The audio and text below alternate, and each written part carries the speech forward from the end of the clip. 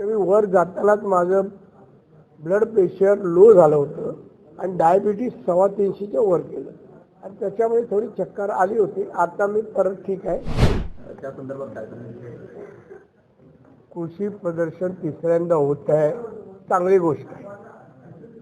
रत्नागिरीच्या विकासाला कृषीच्या माध्यमातून, कृषी आणि कृषी उद्योगच्या माध्यमातून लोकांचं दरडोई उत्पन्न वाढवणं, GDP वाढवणं आणि यासाठी लोकांना त्याची माहिती देणं आणि त्या दृष्टीने आज ते कृषी मेळावा किंवा महोत्सव होता आणि आमच्या यादव साहेबांचं यात सगळं श्रेय त्यांचं आहे, प्रसाद यादवांचं.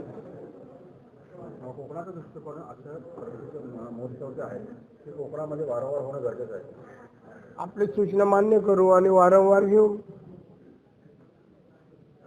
निवृत्तीची संकेत अशी चर्चा आहे. कोणी दिले? नाही, असं नाही. वाक्य माझं नीट बघा.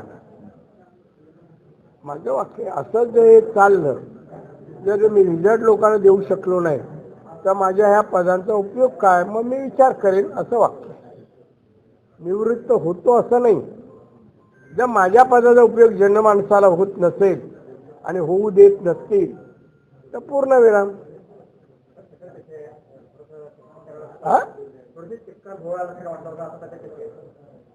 तब्येत नाही, असं काय अशी बोलताना की मी वर जातानाच माझं ब्लड प्रेशर लो झालं होतं आणि डायबिटीस 350च्या वर गेलं आणि त्याच्यामुळे थोडी चक्कर आली होती. आता मी परत ठीक आहे.